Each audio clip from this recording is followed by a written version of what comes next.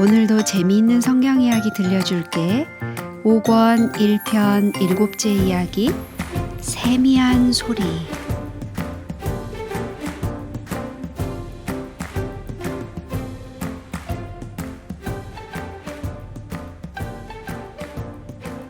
엘리야는 아합의 마차 앞에서 이스라엘까지 줄곧 달린 것 외에도 갈멜산에서 일어난 그 엄청난 일에 흥분이 가라앉지 않아 몹시 피로가 겹쳤던 것이 분명해요. 그렇기 때문에 그 다음 날에 닥쳐올 큰 문제를 해결할 준비가 되어 있지 않았어요. 그가 아직 쉬고 있을 때 왕후 이세벨이 보낸 사람이 찾아왔어요. 이세벨은 아합으로부터 바알의 선지자들이 어떻게 되었다는 소식을 조금 전에 들었거든요.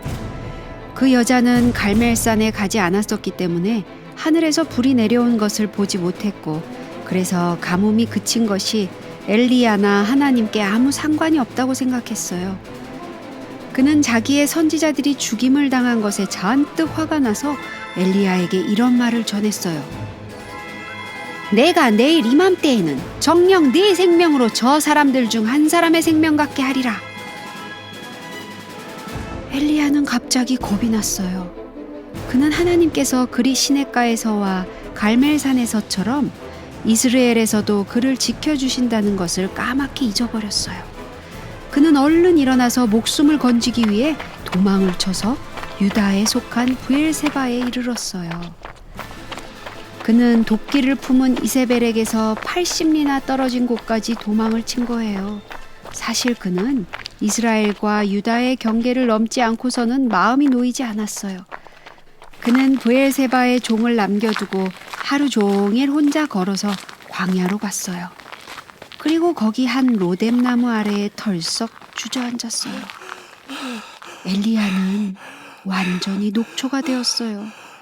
그의 마음은 지칠 대로 다 지쳐서 죽여달라고 기도할 정도까지 이르렀어요. 그는 이내 잠이 들었어요. 그가 곤히 누워 잘 때 천사가 그를 어루만지며 말했어요. 일어나서 먹으라. 하나님께서는 지쳐버린 당신의 종을 비록 도망쳐 오긴 했지만 잊을 수 없으셨어요. 엘리야는 잠에서 깨어나 둘레둘레 살펴보았어요. 바로 머리맡에는 숯불에 구운 떡과 물 한 병이 먹음직하게 놓여 있었어요. 그는 맛있게 그 음식을 다 비웠어요. 그리고 다시 누웠어요. 그가 얼마나 오래 잤는지는 아무도 몰라요. 아마도 몇 시간이 좋게 흘렀을 거예요. 이만저만 피곤했던 게 아니었으니까요. 그때 여호와의 천사가 다시 와서 그를 어루만지며 말하는 것이었어요. 일어나서 먹으라. 내가 이 길을 이기지 못할까 하노라. 엘리야는 2번이나 광야에서 그를 위해 특별히 마련된 음식을 먹게 되었어요. 엘리야는 음식을 먹으면서도 하나님께서 자기가 있는 곳과 가야 할 곳을 아시며 도중에 음식을 구할 수 없을 것과 그 여행이 엘리야의 힘에 지나치게 벅찬 여행이라는 것까지 아시는데 놀라지 않을 수가 없었어요. 엘리야는 흡족하게 먹고 마셨어요. 그리고 그 힘을 가지고 40일을 밤낮 걸어서 하나님의 산 호렙산에 도착했어요. 엘리야는 오래전부터 호렙산에 오고 싶어 했거든요. 그곳은 옛날에 수없이 여러 번 이스라엘 자손을 위해 놀라운 사건들이 벌어졌던 곳이었어요. 그도 그 산이 하나님의 산으로 불리우는 것을 알고 있었어요. 아마도 그는 그곳에서 전보다 더욱 하나님께 가까이 나가게 되기를 바라고 있었을 거예요. 길도 없는 광야를 하루하루 걸으면서 그는 조용히 되뇌었어요. 나의 하나님은 여호와. 나의 하나님은 여호와. 그런데 내가 그 산에서 그분을 만나고 그분의 음성을 들을 수 있을 것인가? 드디어 그는 호렙산에 도착했어요. 그는 마음을 여미고 역사 깊은 호렙산에 올라섰어요. 드디어 여기로구나. 모세가 밟았던 땅. 이스라엘 백성이 애굽에서 나왔을 때 하나님께서 친히 모세와 말씀하셨던 그곳. 지금은 어디에 하나님이 계실까? 갑자기 크고 강한 바람이 휙 하고 불어왔어요. 그것은 갈멜산의 폭풍 같은 것은 비교할 수도 없을 만큼 거센 바람이었어요. 그 바람은 성난 듯이 골짜기를 타고 올라가더니 광야의 먼지들을 구름에다 휘저어 놓지 않겠어요? 보이지 않는 손에 들려가기라도 하는 것처럼 큰 바위 덩어리들이 날아가서는 산에 부딪혀 가루가 되는 것이었어요.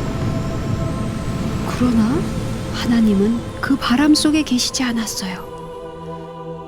잠시 후에 땅이 마구 흔들리기 시작했어요. 땅이 쩍쩍 갈라지는 게 보였어요. 그렇게 무서운 지진을 본 적이 없었어요. 그는 산꼭대기에서 불이 터져 나오는 바람에 하늘은 마치 불에 달아오른 것 같이 빨갛게 보였어요. 엘리야는 하나님께서 이스라엘 백성에게 십계명을 주실 때 이 산에 불과 연기가 빽빽하게 뒤덮였었다는 이야기를 회상했어요. 하지만 그 불 속에도 여호와께서는 계시지 않았어요. 그렇다면 그분은 도대체 어디에 계신 걸까요? 사실 하나님께서는 멀리 계신 것이 아니었어요. 엘리야가 생각했던 것보다 훨씬 더 가까이 계셨답니다. 엘리야가 굴 속에 몸을 피했을 때 그는 곧 어떤 음성을 들었어요. 그것은 조용하면서도 부드러운 음성이었어요. 이게 무슨 소리일까? 하나님의 음성일까? 그는 능력 많으신 하나님께서 이런 작고 부드러운 음성 가운데 계실 리가 없다고 생각했어요. 아마도 큰 폭풍과 지진과 거센 불길 속에 계실 것이라고 생각했어요. 그러나 그 세미한 음성을 들을 때 엘리야는 하나님의 능력을 분명하게 느낄 수가 있었어요. 왜냐하면 그분은 엘리야를 향하여 한 가지 질문을 던지셨기 때문이에요. 엘리야야, 내가 어찌하여 여기 있느냐? 하나님께서 이러한 질문을 하시리라고는 엘리야는 미처 생각하지 못했어요. 그가 이곳에 온 것은 하나님께 경배드리려고 한 것이지 이런 질문에 대답하려고 온 것이 아니었어요. 그러나 엘리야는 하나님께서 하신 질문의 뜻을 너무도 잘 알고 있었어요. 너는 어찌하여 나를 위해 그 악한 이세벨 앞에 용감하게 서지 않았느냐? 어찌하여 그 여인을 피하여 도망했느냐? 왜 그곳에 머물면서 갈멜산에서 내게 주었던 승리를 그곳에서 또 받지 못하였느냐? 엘리야야, 어찌하여 나를 실망시켰느냐? 하나님의 질문은 바로 이런 뜻이었어요.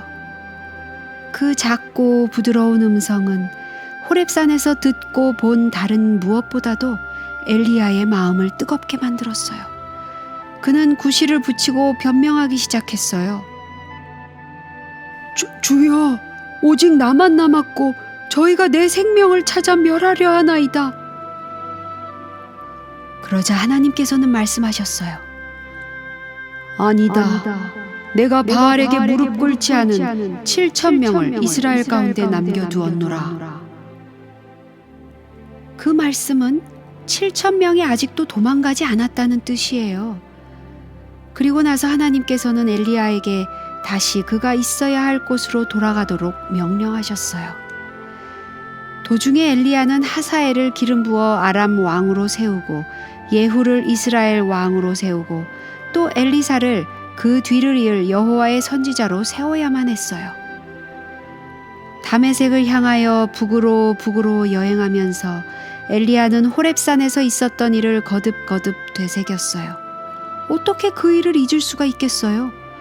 여행길이 멀어질수록 그 조용하면서도 부드러운 하나님의 음성은 땅을 울리는 지진 소리나 바람과 불의 요란한 소리보다도 더 크게 그의 마음에 들려왔어요. 돌아가라. 그리고 엘리사에게 기름을 부어 너를 대신하여 선지자가 되게 하라.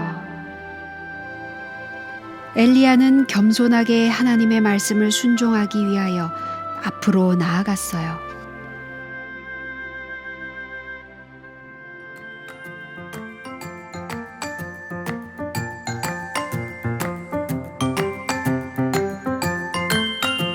오늘 이야기는 여기까지야. 다음에 또 재미있는 성경 이야기 들려줄게. 안녕.